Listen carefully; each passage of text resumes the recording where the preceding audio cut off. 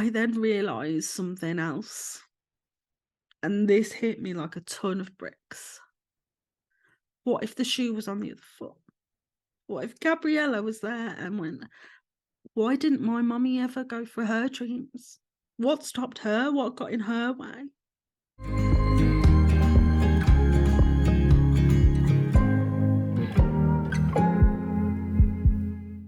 Hello and welcome to the Guest Book Podcast. And today it's just you and I. I've got no guest today, and that is purely on purpose because today I want to celebrate some wins with you, and I want you to celebrate your wins too. So at the end of this and throughout the week, I want you to scream and shout about all of your wins because I don't feel like we do it enough. Now, I've got two things I want to share. One, I want to say a huge thank you to everybody who's been liking, commenting, subscribing, following. I've been doing this now for 12 weeks, or just under 12 weeks, but it will be nearly 3 months since I took action on this. And it has been a learning curve. I've not known completely what I'm doing, but I'm learning as I go. And I would just like to thank you all for listening and emailing and all that good stuff that I've just mentioned, because it means I'm helping people. It means my mission to help others is working. So I'm doing something right. So that's always good. And secondly, it's been nearly, just over now, a whole year since I started taking action on my dreams. And I'm going to go through a whole story on that in a little minute. But I want to go through and talk about a little story. I want to mention someone really quite dear to me, and it's all about celebrating wins. Now, I feel like we don't celebrate wins enough. We can feel like we're bragging, we can feel like we're gloating, and it can make people feel like, they're not really comfortable with that. I say, hell with that, celebrate. And if that person that you're telling isn't celebrating with you, there's a few things going on there. One, they're probably jealous and not taking action on their own dreams. And two, they don't like to see other people succeed. I do. I like to scream and shout about other people's wins because it's almost like a win for me. My friends and my family are doing well in life. I like to scream and shout about it because it means they're doing well. Let's share that goodness. Let's share that energy. So the story I want to talk about today is about my very good friend, Alex. Now, my uni friends will go, what the hell? But they'll know this story. So just for a little context, Alex is a freelance cameraman. Great job. He's using his degree, right? His dream, I believe, at uni was, and I believe it still is, that he wants to film the Formula One. So he's a freelance cameraman and he travels all around the world filming all of these incredible sporting events like cage fighting, oh god, here we go, the Olympics, tennis. He's been everywhere. So as you can imagine, he's at these events and he's running in circles that us normal folk don't run in, and he bumps into people, famous people. Now, the thing with Alex is he's got a knack for this. He's not just done this with his career. Like, these things happen when he was younger too. So my friends and I call it the humble brag. So Alex, especially when we was doing Zooms over COVID, would come in with a new story and be like, oh, here's a humble brag Alex, right? Now, we're not mocking him. Let's just draw the line there. We are actually celebrating it. We love the fact that he comes in and he will tell us something. It's part of him. It's part of us. Like, if Alex didn't do that, we'd think something wrong. And so we love to share those stories. Now, you may even know who Alex is. So he was at the Olympics last year and he was filming the boxing.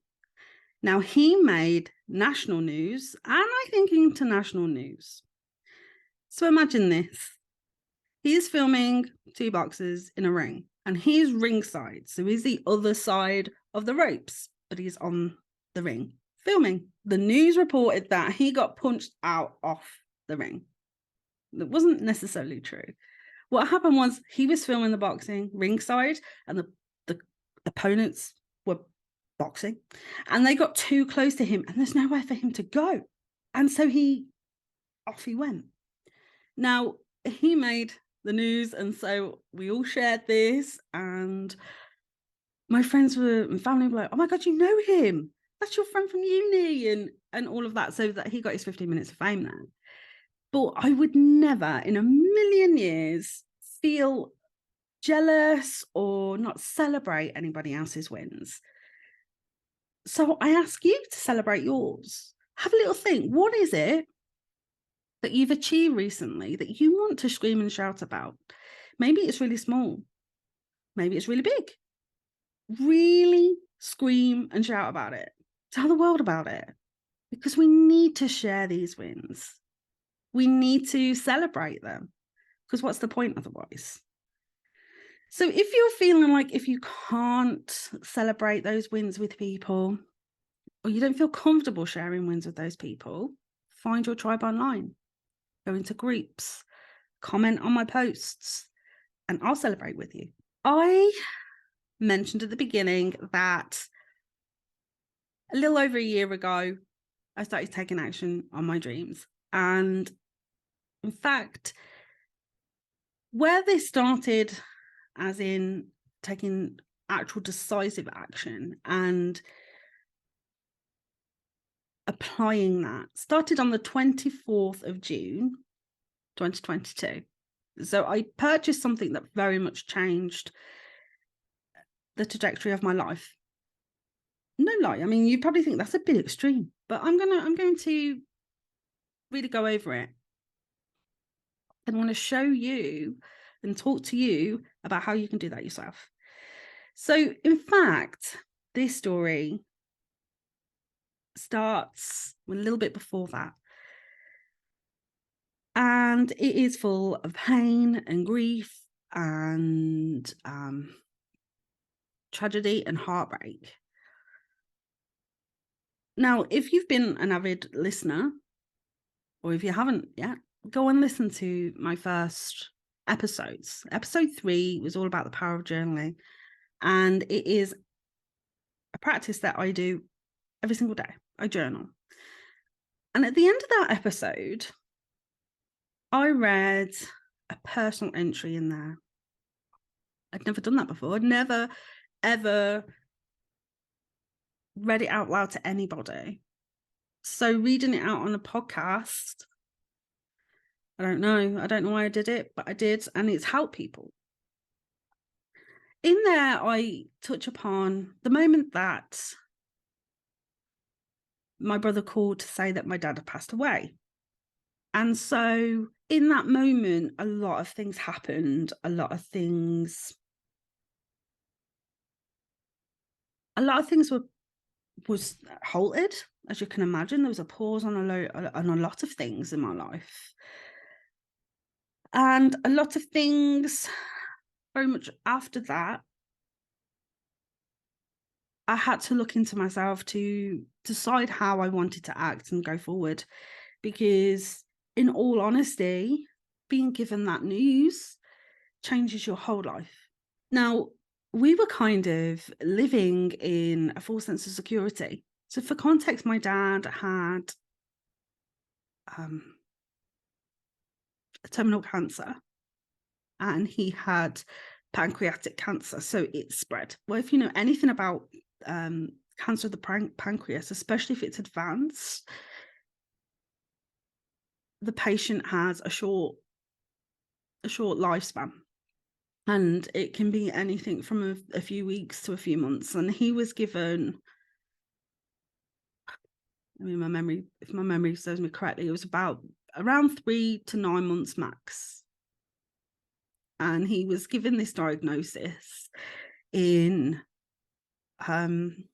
July 2019. So it was just before my sister's wedding. If you did the maths then, he lived nearly 3 years. So he would probably say he was living on borrowed time. And a few months before his passing, we were given the news that his cancer was shrinking, and that he was responding well to treatment. And so when that day came that my brother told me what had happened, it hit me like a ton of bricks. No, that day wasn't actually a normal day because things felt off. And I don't know, there's probably a story for another day. But things just felt different that day. Now, I was cooking dinner and Gabriella was sat on the side watching me make dinner. We was having omelets, so I was cracking eggs, and egg was everywhere. Jacob came in from work and my phone had been ringing, and it was my brother. Now, he's a vegan, and I thought, as whenever my brother rang me, he was asking for me to make him some goodies because, I was baker. I am a baker. And there's nothing better than home baking. When Jacob put him on speakerphone and Gabriella was sat on the side and he said those words, I could not just think about what I was doing. I had to, it was just a gut reaction. And so it hit me like a ton of bricks. It was like someone had pulled my heart out and took a chunk, and I fell to the floor and I screamed, and then I couldn't breathe. Now, for a good few weeks, I sat with a lot of guilt for 2 reasons. One, I hadn't seen my dad for probably just over a week because I was ill. And so I didn't get to see him. If you're around people who have illnesses or are having treatment, they say to keep your distance. And so that guilt did go away because there wasn't a lot I could do. I was doing the best by my dad. Now, the second piece of guilt that very much got me was the fact that my daughter had witnessed this. And she's such a beautiful, intuitive little girl. I needed to kind of minimize any trauma that I'd just given her unknowingly, because it is a traumatic time, and because she'd witnessed this in full force, and there wasn't any way I could predict how I was going to react over the next few weeks. There was things that started to happen where I needed to take control. So if you've unfortunately been touched by grief, you will know that it's complicated. In fact, grief doesn't hold any prisoners. It takes you when it wants to. So I've unfortunately encountered grief quite a few times in my life, and I know exactly what happens. I'm quite self-aware enough to know the process and the stages that I go through when I'm hit with grief. I knew that it was going to be dark, and I knew it was going to consume me. It was going to come a lot quickly than any other time I had encountered grief, because it was my dad. And I vividly remember one day I was sat on the settee, and all I did from the moment I woke up to the moment I went to bed was cry. And I did that for probably about 2 or 3 days straight. And by the third day, Gabriella was not at nursery that day. And so she was trying to play with me, and I had no interest. I had no interest in talking to anyone. I had no interest in playing, eating, washing, like nothing. Her little face was just like, I know you miss Granddad. And she would hug and kiss and, try and make me laugh. And it's hard to laugh and function with grief, because Grief is dark. Grief swallows you up and doesn't spit you out until it's ready. And it can take a hold on you and have that hold for a very, very long time. It can feel like you're drowning. And what can feel even worse is those people around you that are also grieving and suffering. You can latch onto their pain and you can latch onto their grief and their stories. And so it very much impacts you. And I sat there one day, that day when I didn't want to do anything, and Gabriella was like, "Mummy, can you play?" And I couldn't. And Jacob was like, "Oh, I'll cook dinner." I just didn't want to move. I didn't want to do anything. So he took over and did everything. He put her to bed. Now, bed routine for Gabriella is, normal, brush her teeth, wash her hands and face, and put to bed. And I read her a story or two. It's always been that way. But this night I couldn't do it, so he took her to bed, and I was sat there listening to them.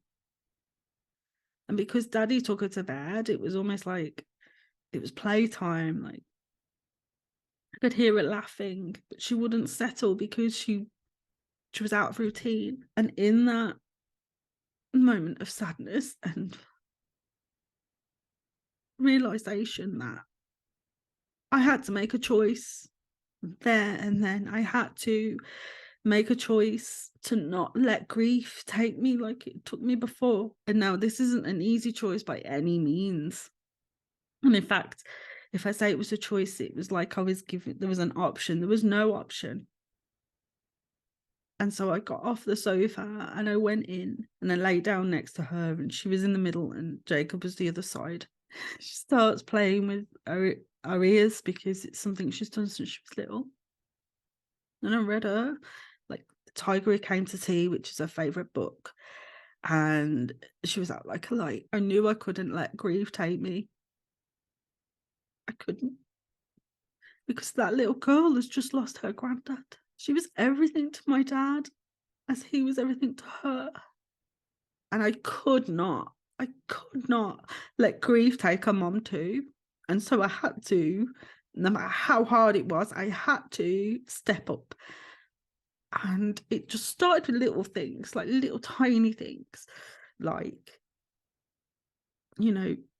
trying to get a routine and reading her that book and having a shower, grieving in a different way. I had to find a different way to grieve. It's not disrespectful to grieve in a way that you want to grieve. So after taking control and really understanding myself and what I wanted, I started to ask myself big questions.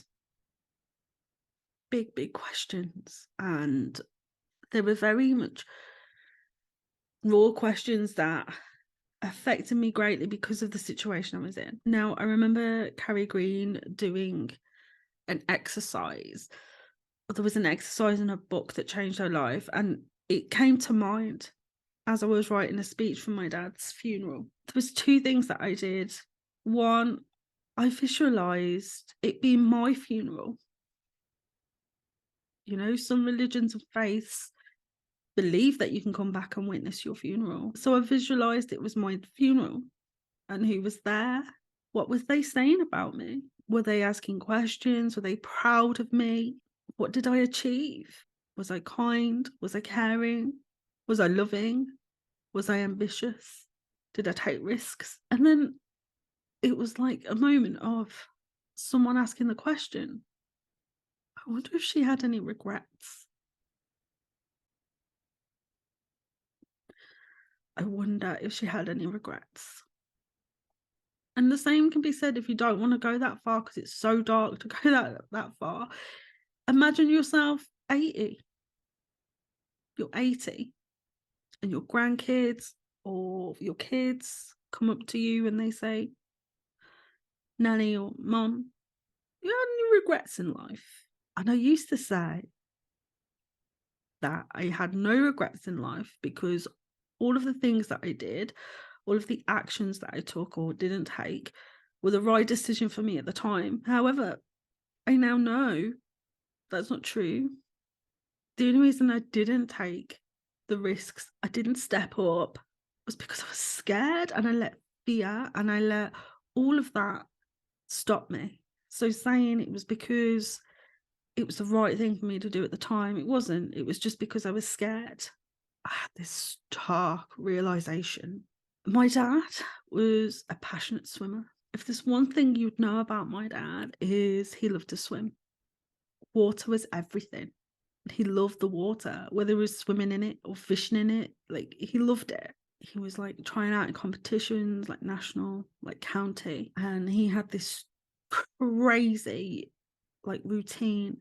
And I remember it was mentioned actually at his funeral, but I remember him saying that when he was a kid, kid, but teenager, he would run from his house in Glasgow Heath in Tamworth, and he would run to the old swimming baths. Now, the old swimming baths are not there anymore. Ironically, it burnt down some years ago.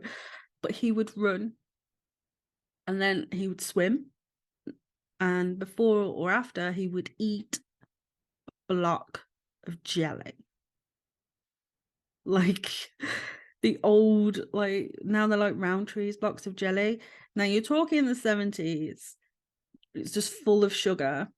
So we would have energy bars now. My dad would eat a block of jelly. No wonder he didn't have any like decent teeth or rotten.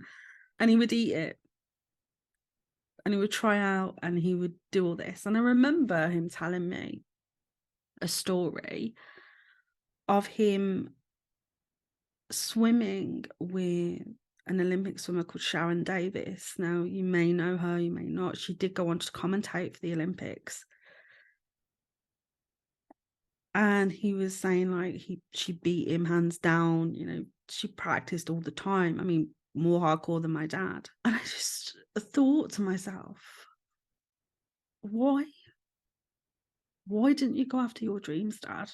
Why did you not take the risks? You worked so hard. It was everything for you. Why didn't you try out for the Olympics? Because every year you would watch, whenever the Olympics was on, you would watch the swimming, like, avidly.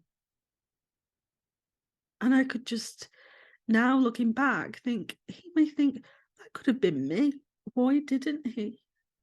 What stopped him? What got in his way? And when I was younger, my mom was telling me that I think it was when I was born, he said he would love it if I had an occupation in 3 areas or something. And it was like, he would love me to be a dancer, a model, or an Olympic swimmer, neither of which I ever became. And just having that realization that either myself or my siblings, that he would have loved us to try out. It was like he was living his dreams through us. He wanted us to feel like he felt in the water. And that was really difficult. That was really difficult to come to terms with. Because I then realised something else. And this hit me like a ton of bricks. What if the shoe was on the other foot? What if Gabriella was there and went, why didn't my mummy ever go for her dreams? What stopped her? What got in her way? And that is a hard pill to swallow when you think that you've got life all figured out and you're like, I've got kids. It's all right.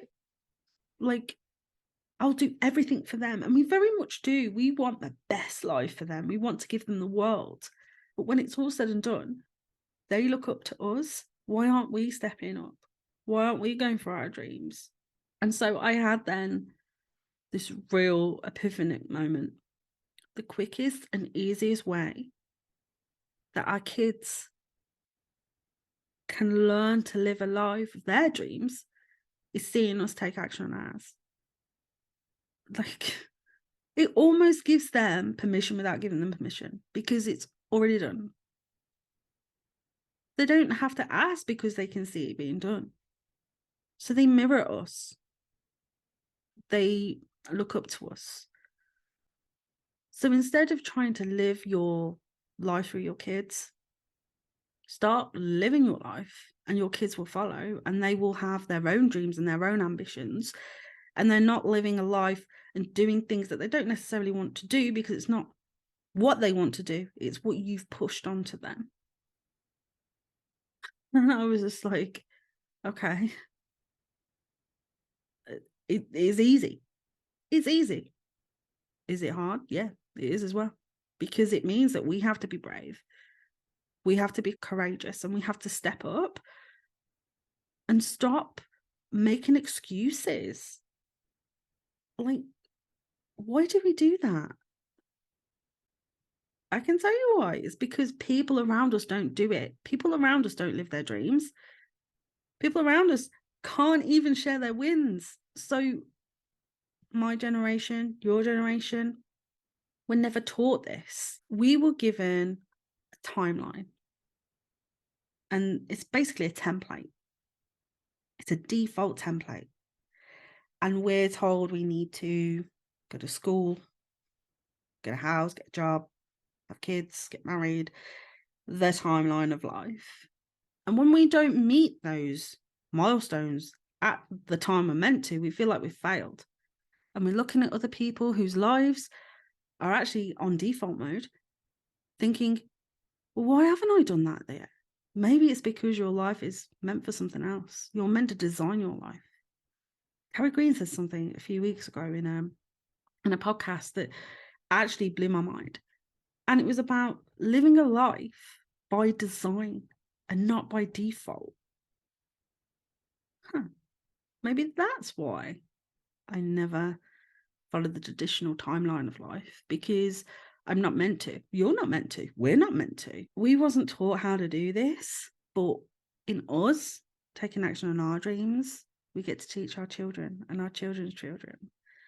And it starts to become instinct. It'll be a generational thing. So what do? We have to go against everything we've been taught. We have to stop believing these limiting beliefs that we seem to have knitted and woven into our brains.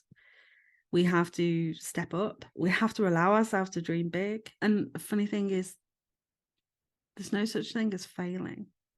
We've taught there is, but there isn't. You either win or you learn.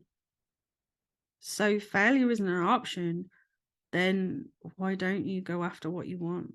And so with all of this in my head at a time that was very high stressed, highly emotional, these big questions that I started asking myself and started rooting them into my being allowed me to grieve in a different way. And it allowed me to redirect grief. And it helped me to figure out what I wanted. I mean, people say this all the time, when huge changes are made in people's lives, it's because something drastic has had to happen. And 9 times out of 10, it's something traumatic, it's something heartbreaking, it's something you can't ever take back. I would love it for my dad to be here and see Gabriella grow up. It would mean everything to all of my family. And selfishly at that time, when my dad passed away, I realized that it was my biggest fear that my dad had passed away and that I was living my nightmare. Because selfishly, I wanted him there on my wedding day. I would never get what my sister got. Am I jealous of that? No, because she got that time with my dad. And whenever I look at her pictures, even when he was alive, I bawl. Because they are beautiful pictures, and it was such a beautiful, special moment for my sister. I had to come to terms with the fact that I would never get that. That's a hard pill to swallow, but it's something that I can't change now. So we have to adapt. And grief is funny because when we lose someone, we are so consumed by grief, and we are so consumed by everything that is going on. It's hard to live our life normally because that one part of us that's been a constant, such as, a dad, a mom, your husband, wife, whoever is a constant in your life, when they're removed, their absence is so big. It's felt by everybody. My dad knew a lot of people. His funeral was chock-a-block full of people. Like, I'm not even kidding. Like, out the door, everybody wanted to pay their respects to Ray. Why? Because in that moment of him looking back at his funeral, he can see how many lives that he touched. He can see how big an impact he had on people. He could see how loved he was and how valued he was. And that's incredible. And the only person that lives with regrets in our life is ourselves. And you want to kind of regret proof your life. And in doing that, you have to take action. So how did I start designing my dream life? Well, I'm still doing it now, but I look back at an entry in my journal from over 15 years ago. And in it, I wrote about wanting to be my own boss. And it sounds so childish in a way. But I wrote in there something like, I want to be my own boss, which was weird because the word boss, the word CEO, the word even entrepreneur to me doesn't fit right. Because I see this masculine man who is in a suit, you know, is quite business orientated, hustles. That's not the life that I wanted. And so using those terms felt a bit wrong and a bit alien to me. But reading that entry from like 15 years ago, something then went, you've been writing this probably way before then. Why haven't you taken action on it sooner? And it's because I didn't really know where to start. I had no clue. And the fear of failure was bigger than my dream, and it felt hard. Now in lockdown, I started my own business. It was called the Cooling Rack. It was my baking business from home. People love my bake, still go on about my bake, still want me to bake, but it felt off. Now that entry that I mentioned at the beginning from my business journal, I discussed about how it never felt like me anymore. How baking felt like it was meant for a different version of me. And it still very much does. I've hardly baked anything since. However, back then I started the Cooling Rack, did all my own branding. I got out on like Instagram, got an Etsy store, all of that stuff. Spotify, it's not Spotify, it's called Shopify store. And I just started to learn as I went. If I can do this and love it, you know, if you find something you love, you never work a day in your life. And so I thought, a hobby. It's my hobby. I loved it. I can do it. And I stopped loving it. And then I was like, actually, let's niche. You know, all business people now are like, you need to niche down. And so I stopped the Cooling Rack and I rebranded as Tears and Crumbs, and I started to get into wedding cakes because they were more refined, there was more highly skilled. I loved making sugar flowers, like all of that. And I knew that regardless of what it is that I wanted to charge for these cakes, people would pay for them because they were beautiful, and I put my all into them. I quickly realized that everything that I was trying to, and I was striving for back then, my why was Gabriella and being a present mom for her. Baking cakes, I can do no problem. I can still be a present mom. Should have been at school. And weddings, usually you'd have them on a Saturday. That would take me away from her on a weekend. And I could not compromise on that. I could not lose every Saturday. And so I had to really think about what it is I wanted. Now, at a time that things were still very much up in the air and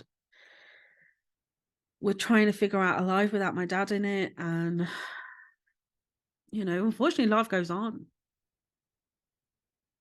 And we are very much affected by that person passing. I started to think about my life and what I wanted, get clear on it, and started to create a life by design. And I was like, okay, the online world is where I need to be. I had no idea. I had no idea what I wanted to do at that moment in time, but I thought maybe courses. I thought, maybe one-to-one in some way. I don't know. So I had no clue what I wanted to create. But what I did know was that memberships were going to be big, and that if I wanted to serve as many people as possible, memberships were the way to go. And at the time I thought, well, maybe I could still do something with cakes. I could do maybe a cake making hub or something like that. But that's been done. I'd been in them before, and it wasn't lighting me up. It felt effort. And so I was like, okay, what do I want to do? What I loved to do was plan my own wedding, even though we hadn't booked anything or anything like that. I love that process. And then I realized that this isn't an easy process for some people. In fact, they're stressed. I saw it in loads of groups. And so the thought came to me, I want to create a wedding planning membership site. Do I know how? No, I didn't. In fact, it is still a learning curve, still something that I'm learning now. But what I did know was I knew the people who did know how to do this.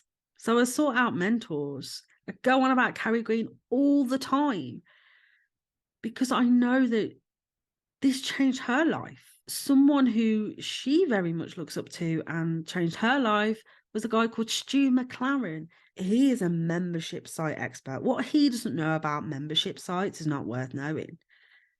And so my motto for years when I was at uni and I was making films or at college was, I need to learn from the best to be the best, or work from the best so I can create the best.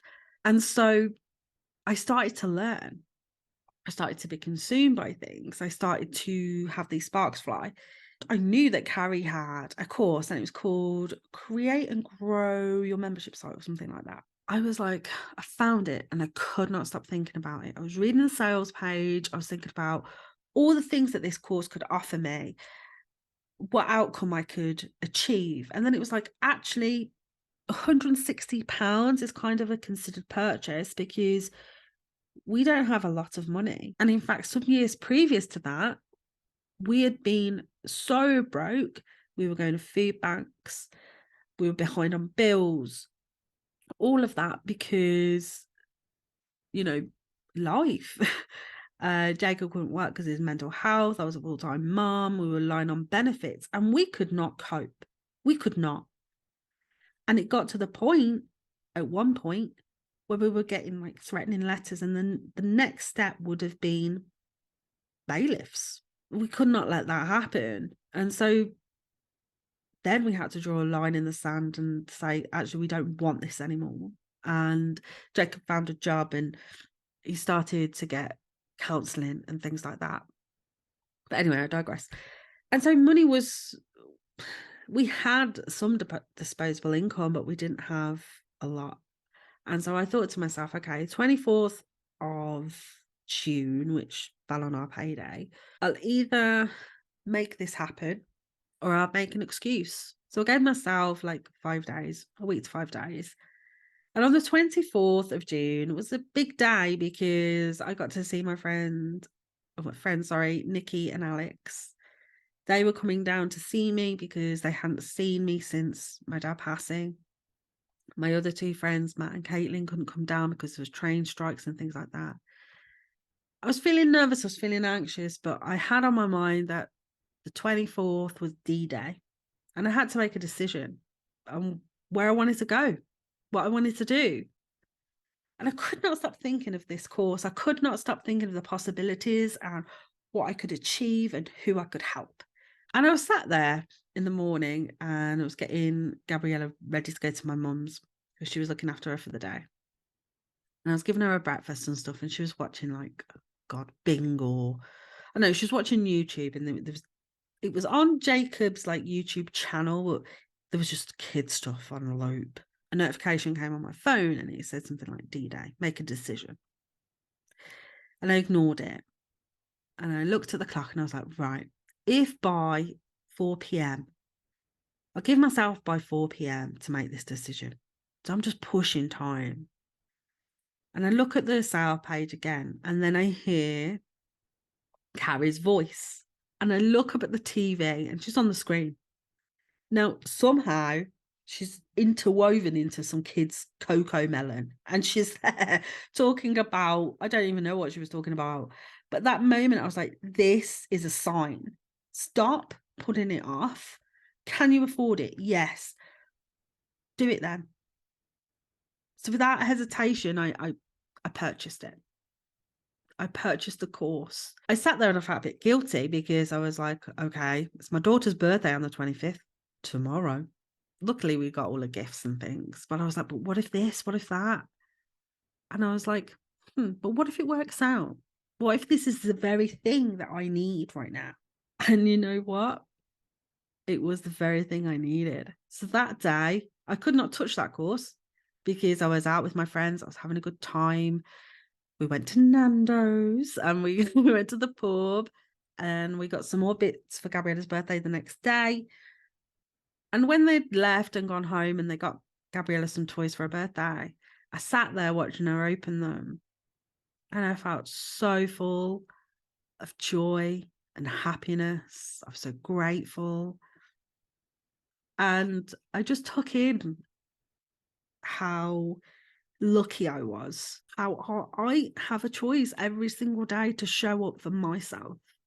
And in order to be the best version of me, in order to show up for my daughter, for Jacob, my friends, my family, I have to put me first. I have to look toward me and nurture me because I'd never done that before. So in that moment of realization that actually I made a good decision today, all I wanted to do was go on that course and start learning. So I didn't even step into that course till the Sunday because we had Gabriella's birthday on the 25th, which was Saturday. So I didn't do anything till the Sunday. And you know what? Jacob could not move me from my computer.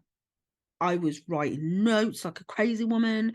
I was just, I need to do this. This is what I need to do. I knew there was huge possibilities. I started to think a little bit more clearly about what it is I wanted to create. I also had no time limit on this, which was weird because when I had the calling mag, I was setting myself these goals and I was never achieving them. And it's not that I wasn't taking action. It just, I don't know, the goals or maybe the dreams that I had didn't feel achievable or attainable. I don't know. Maybe I was overshooting the mark, but it never felt right. And again, I'd never celebrated my wins back then because I felt like I was gloating. I very much felt and realized that back then I wasn't charging my worth.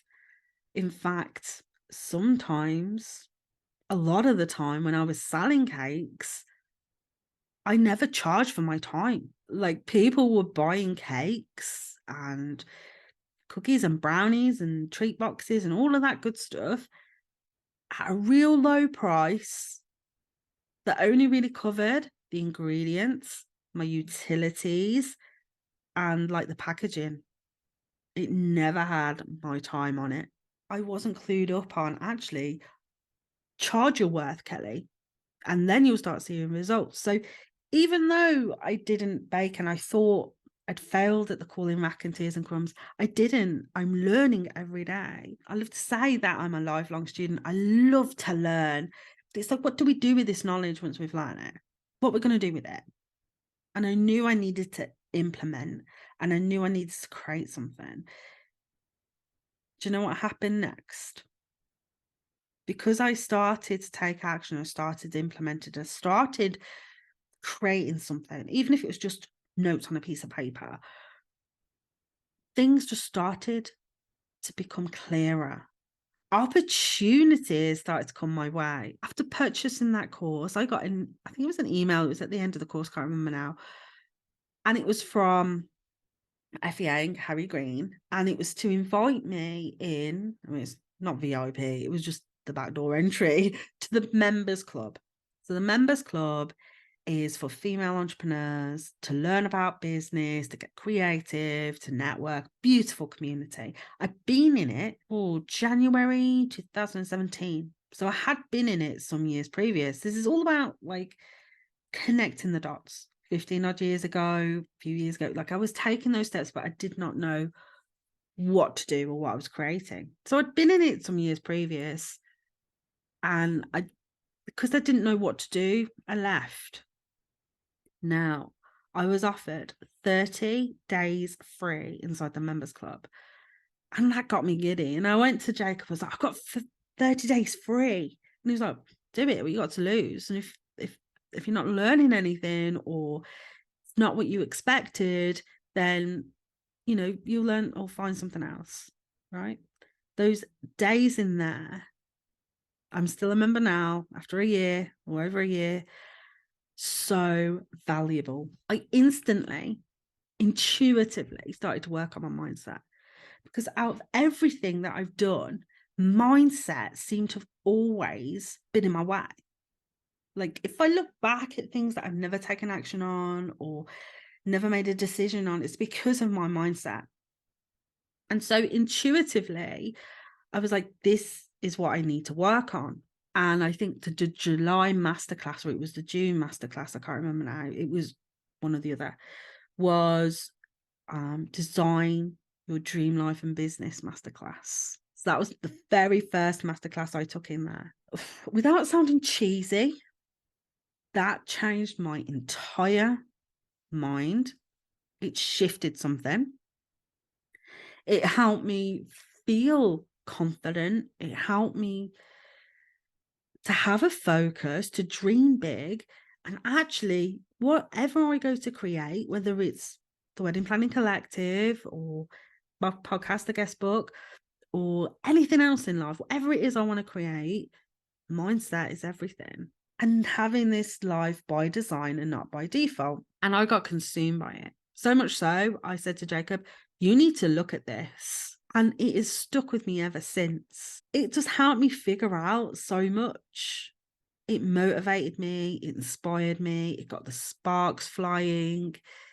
You know, it helped me to think of future goals without feeling intimidated. So, you know, you may have a goal in your life that you want to financially support your parents or your siblings or what have you, and you can do that. But it's always a goal, or, you know, I want to be an author. These things are not out of reach. People achieve them all the time. People like you and I, we can do this.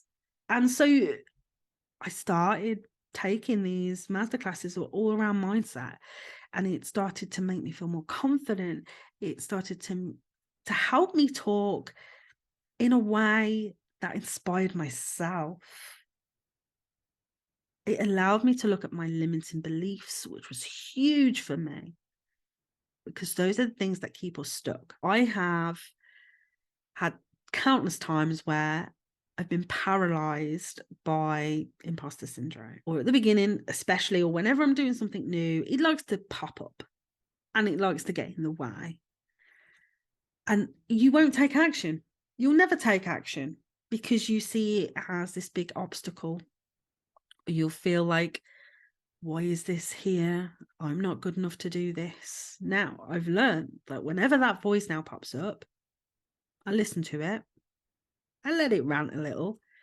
And then I'm like, but dude, I know you saying this is because I'm on the right track. And the only reason you're saying this is because I'm about to do something incredible. You're saying this because I'm on the right track and you're trying to take me off course. No, I'm not having it.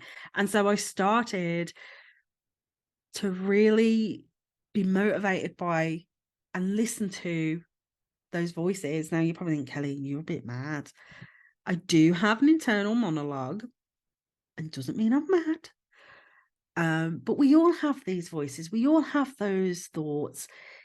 We're not unique beings, let's be honest. We're incredible, yes. But are we unique in our thoughts?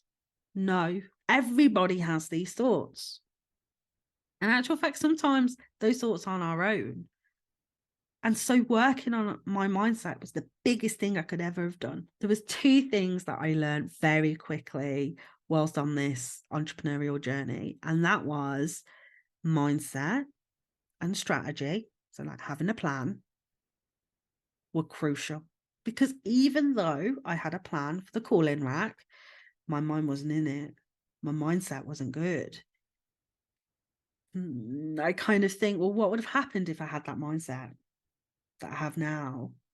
I mean, obviously it wasn't meant for this version of me. I cannot do this. I cannot fake it till I make it. I don't know about you, but I cannot. And you hear people say it all the time, fake it till you make it. You know, I can't. It's like affirmations that aren't true. So like, I don't know, at the time it was like, you need a millionaire mindset or an abundant mindset. And it was like, I've got £10,000 in the bank. And my mind goes, no, you don't. You've got minus £150, girl. And you're like, oh, yeah. I can't do it because I know I'm lying to myself. And so the fake it till I make it, or doing these affirmations that aren't true, will never work. And just in life, something that may work for you may not work for someone else, and vice versa, because we are unique in that way. And so it's finding the things that do work for me. And so the things that did work was working on my mindset and having a plan. That plan was not set in stone. It was flexible. It has to be. The impact of having a plan that you've had set in stone and not meeting it can actually make you feel like you fail a little. It can make you feel, I've not succeeded because it's not to plan. So I've learned to be a little bit more flexible with that. And it has to be. I'm still grieving for my dad. I'm very much still grieving for my dad. I'm still having those moments. You know, it can hit you like a ton of bricks, especially the first year, because it's the first of everything. The first of your dad not being there for everything. And the first will then quickly stop. But then there'll be moments like on my wedding day when my dad's not there. It will be massively impacting myself and everyone around me. Did I tell anyone else that I was doing this? No, I didn't. I didn't tell anybody that I was working on a business for ages, apart from Jacob. Did I tell anyone that I was redirecting my grief in this way? No. And to some people, it may seem a little like heartless, selfish. But I want to say, like, if you are right now really in pain, you are suffering, you're in the dark moments of grief and depression, you have a choice. You may not feel like you do, but you do. You have a choice. And that choice is really simple. And I want you to really feel empowered by it.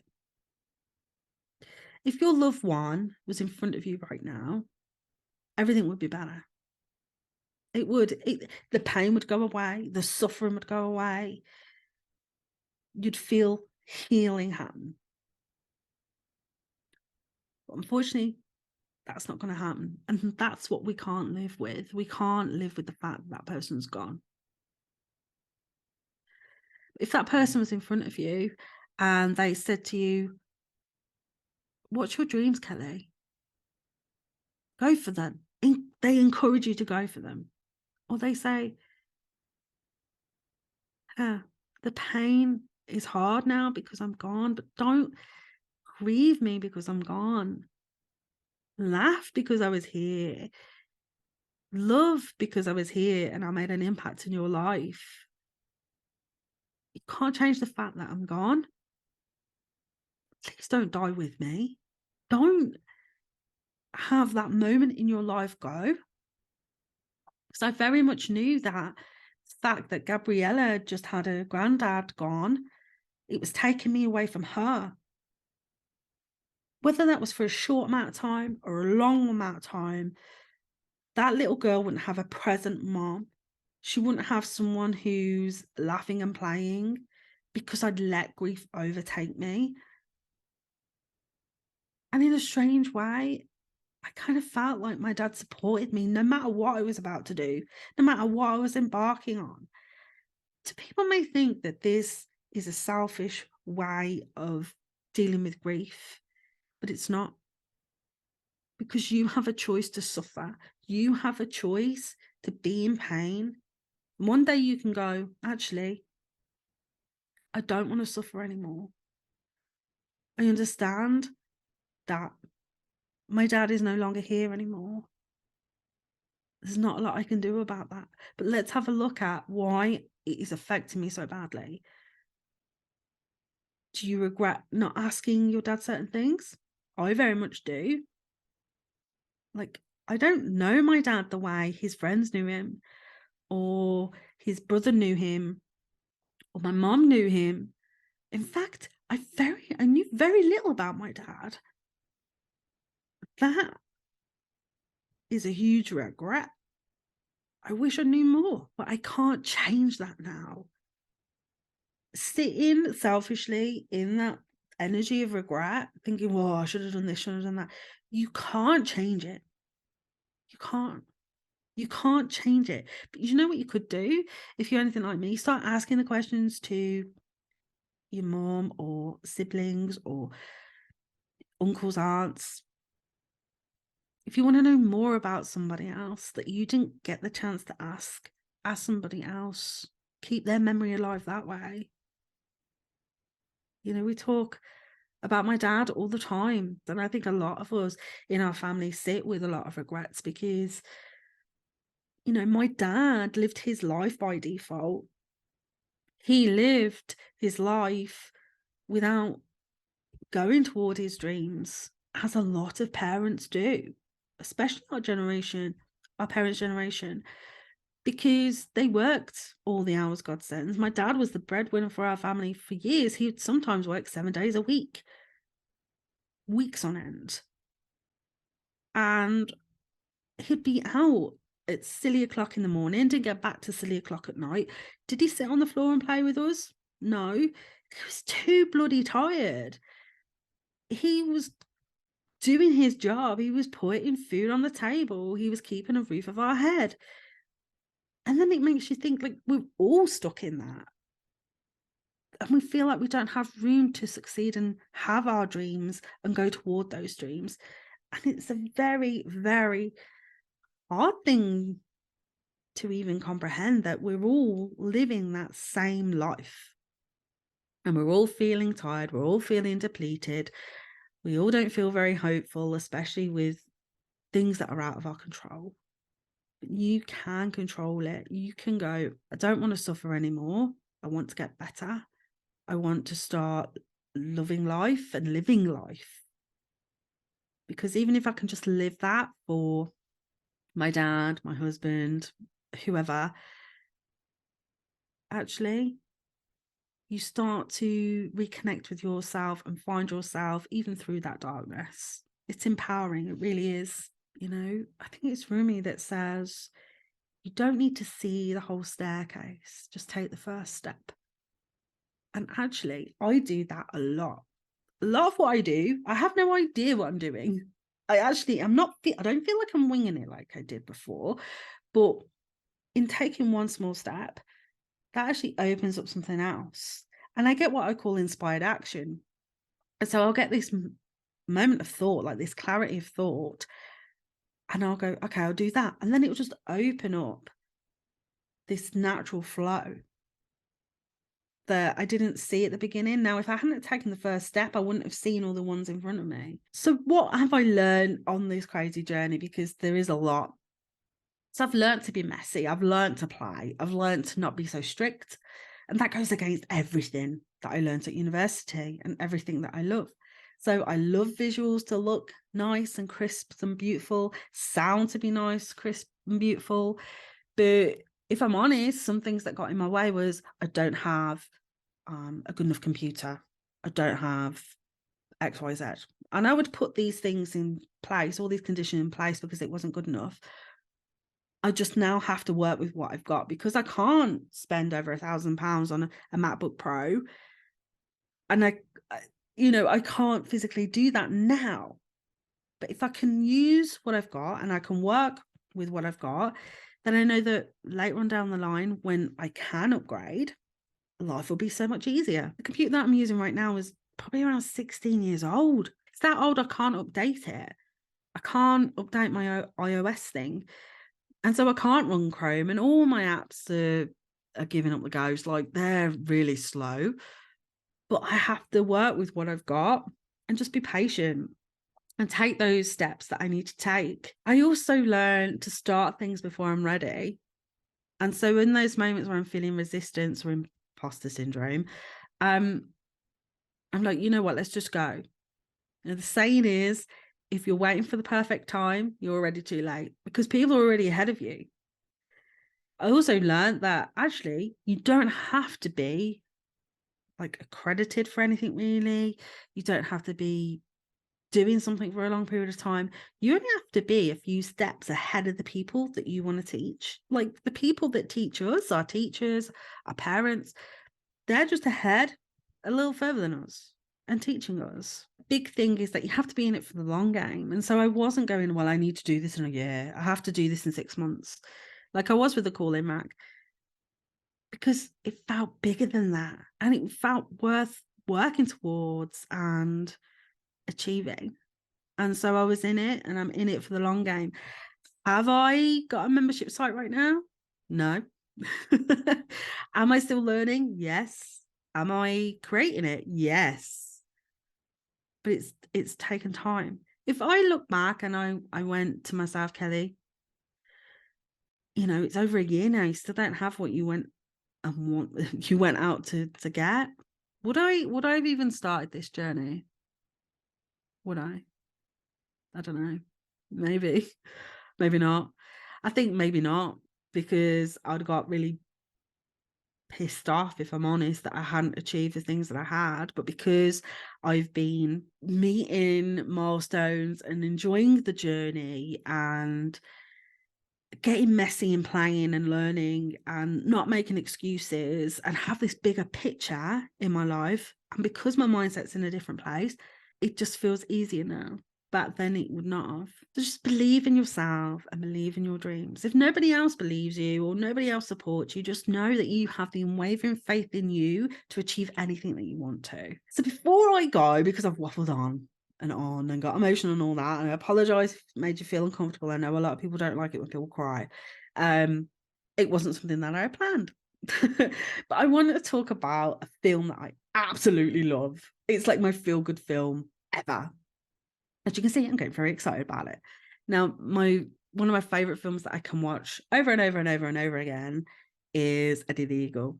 There's a weird kind of connection here. Eddie went into the Olympics, my dad in the Olympics. Eddie opened the Snowdome in Tamworth, where I live, in 1994.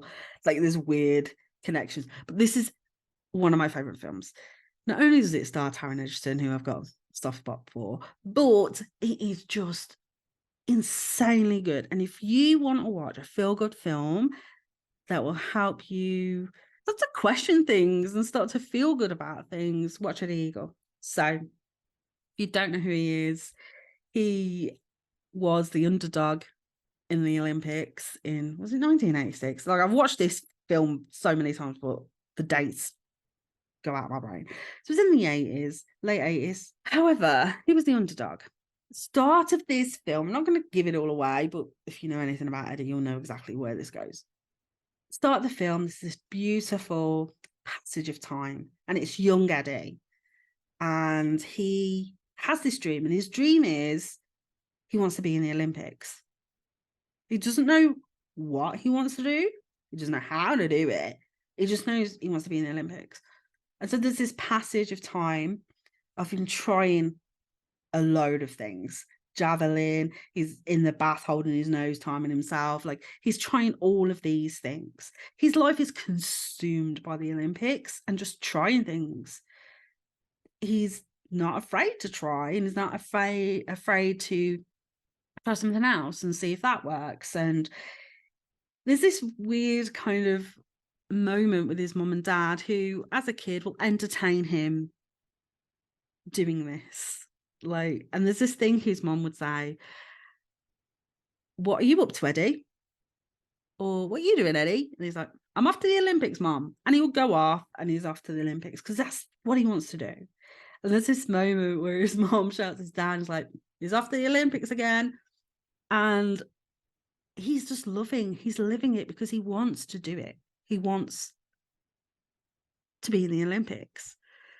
Now, there's this moment that really cuts me deep every single time, and we all go through it. It gets a bit older. His dad's a grafter. They're from like a working class family. So his dad is a grafter and is putting food on the table every day. And Eddie's still dreaming. And then there's this moment where he's like, it's time to grow up now, son. Get a proper job. Stop dreaming. Now, it sounds so harsh, but that's what happens to all of us. He was living his little life by design in a way, because even though he was small, he had this dream and he was visualizing it and he wanted it. And then it gets to a point that is seen as being a dreamer, you know, daydreaming. Stop doing that. Get a real job. And then there's this moment where Eddie goes and works with his dad, and they're sat on the roof eating lunch, and his dad's really happy that his son's doing what he's doing. And you can see his dad is like beaming that his son's there with him. You look at Eddie and he's lost something. He's lost his spark. His enthusiasm for life has gone. He just knows he's there to appease his dad. And then there's this moment where he starts to take all of the Olympic memorabilia away out of his room. And it's the thing that obviously charges the film. But he takes off a poster. Now, in the 90s, my bedroom was full of like Five and NSYNC and stuff like that. And if you're anything like me, you would utilize the space of having posters on your wall.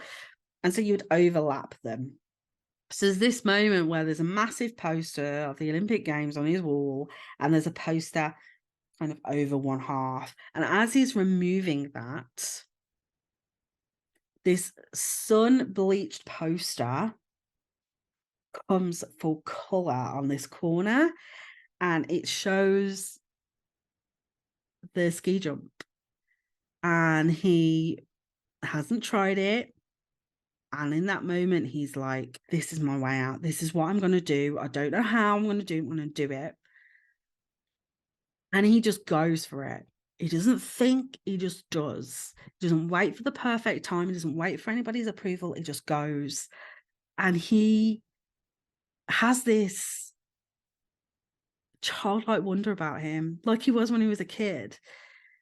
And his mum's loving it. His mum can see this spark is back with him. And so he tries. His dad hates the fact that this has happened. He never once said a bad word about his dad, even though his dad wasn't supportive. His mum very much was. And then there was this little thing where obviously he gets into the Olympics and he's just about to get on the bus to head with the team, and his mum's there. And she asks him the question, where do you think you're going, young man? And he goes, the Olympics, Mum. And it's just this real moment where he's like, I've achieved this. I mean, he's crazy. He's crazy for all of the things that he did up until that point. He even outdone anything that he did previous when he was in the Olympics. So he never competed with anyone. Like, his goals wasn't to get to the Olympics to get gold. His goals wasn't to compete with anyone, really. He just wanted to be at the Olympics. He wanted to be a part of something. He became the poster boy for that part of the Olympics. Like, everybody wanted to know Eddie and what Eddie did, and why Eddie was like jumping off a jump that he'd never jumped before and land it. He could have killed himself. Why he was taking these risks. And there's a moment in the film where he reached his personal best, and everyone else is looking at the numbers and they're like laughing at him because they're like, oh, that's such a short jump. And he's at the bottom and he's celebrating himself and he's like, oh my God, it's my personal best. And he starts running around because he's not competing with anybody else. He's not in a place of comparison either. And there's this moment of like elation, and then people start celebrating with him because it's not about all the other competitors. It's about him and him celebrating his wins. And it's such a moment that when you watch that film, you want to celebrate with him. You get this energy and this joy and this love and this light. It's just really, really powerful. So when it came to the end of the film, I'm not going to give away, but there's this moment where he's in the airport and he's with Hugh Jackman. Hugh Jackman's in it as well. He plays an incredible part, by the way. And he's walking through the airport and there's a load of press and fans and things because he outshone any gold medalist at that Olympics. Eddie was the person people wanted to know because he was the underdog and he made people feel good because he was getting his personal best. He wasn't speaking badly about other people. He wasn't competing with other people. He just wanted to be there and he wanted to join in. And there's the moment at the end where he goes at the airport and his mum and dad's there. And his mum's got a jumper saying, "I'm Eddie's mum" on it. And, you know, there's the whole like, where do you think you've been? The Olympics, mom, that kind of thing again. And there's the moment where his dad says to him that he's really proud of him. And it's that moment of knowing that regardless of who it is that is squashing your dreams or doesn't believe in you, there's that moment where maybe they're doing that to protect you in some weird way, that when you do step up and you are achieving whatever it is you want to achieve, they are proud of you and they are supporting you and they are cheering you on. I think in some cases, those moments where people are quick to shoot you down or quick to say that you can't do something, it's because they can't, or they feel like if you don't achieve it, you're going to feel bad, and so they try and protect you. But there's that moment where he says, "I'm proud of your son," and he unzips his coat and says, "I'm Eddie's dad" on it. It's just that moment of, you know, it was all worth it. You know, there's that moment when he takes that jump that he's never jumped before and he's at the top.